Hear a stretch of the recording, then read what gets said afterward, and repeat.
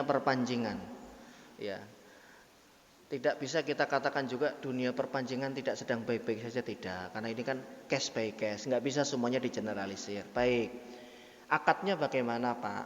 Yang pertama, bayar mancing, ya, atau bayar ikan. Kalau bayar mancing, saya bayar, kita pakai angka saja biar gampang, 50.000. Dapat nggak dapat segitu? Ini ada unsur gorornya, Karena gimana? Kalau dia dapatnya banyak, kemudian lebih dari seharga 50.000, penjual itu rugi. Tapi kalau nggak dapat sama sekali, yang mancing rugi. Bagaimana solusinya? Buka pemancingan, sekalian ada rumah makannya. Ya, nanti pancingnya sewa, umpannya beli, dia mancing.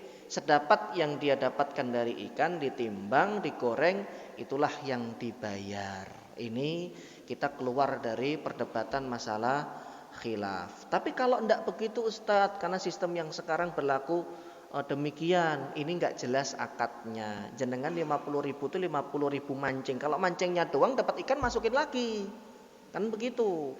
Atau ikannya kan gitu. Kalau tadi kan jelas jual beli, yang ditimbang, yang dibayar sebanyak yang didapat.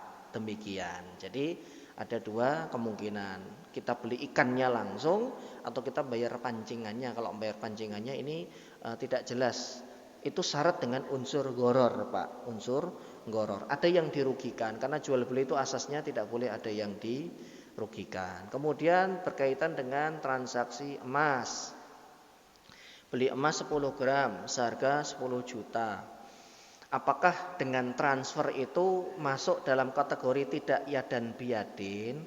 Baik, kalau kita ketemu dengan orang atau yang diwakilkan dalam hal ini adalah admin ya, adminnya yang mengurusi bagian keuangan, kemudian kita transfer itu ada macam-macam Pak, ada yang bisa langsung sampai, ada yang nunggu sekian jam, ada yang nunggu sekian hari, apa itu istilahnya, clearing atau apa itu, saya lupa itu.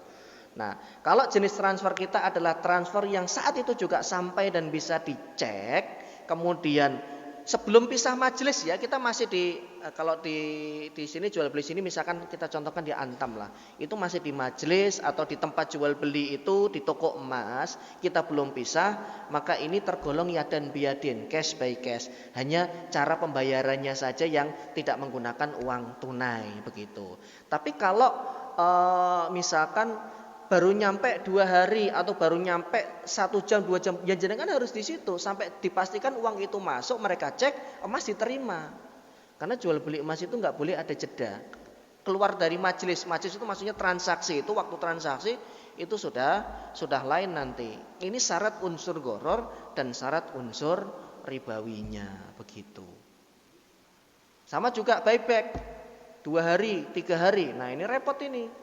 Ya, kita pengennya saat itu juga cash, tapi aturan di sana mengatakan 1 hari Pak, karena ini sistemnya sistem clearing. Ya memang sih kalau perusahaan besar itu kalau setiap orang ditransfer, waduh berapa ribu kali kan. Padahal dalam 1 hari itu bisa 100-200 transaksi. Makanya mereka biasanya nunggu sampai jam 12 atau sore, kemudian baru ditransfer berbarengan, nyampainya mungkin 1 jam atau 2 jam berikutnya. Nah, itu nanti tinggal kita pastikan saja kalau misalkan ada biaya lebih untuk langsung transfer bisa, ya kita bisa membayar biaya lebih itu karena biasanya ada biaya lebih. Yang penting transaksi itu cash by cash. Barang kita terima, uang masuk, barang kemudian kita terima begitu. Monggo Pak.